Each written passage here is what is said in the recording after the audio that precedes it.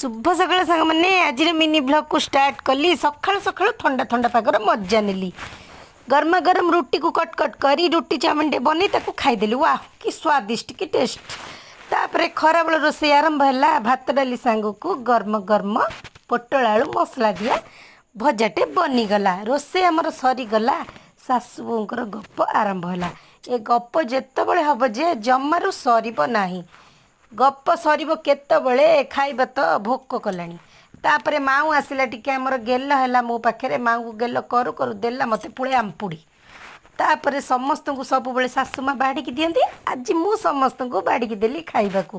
खाई सारला परे मु भात रे पानी पुरे सुस्वादु व्यंजन धरी बसी पड़िली खाइबा पई। खियापिया आमर सरीला टिके आमर चुंगुल सहित खेल आरंभ है। चुंगुली सहित बसी मटर भजा बादाम भजा खाइली ठंडा पागर मजा नेली। आज रही सब्सक्राइब करें आशा रही। जय मां सरला।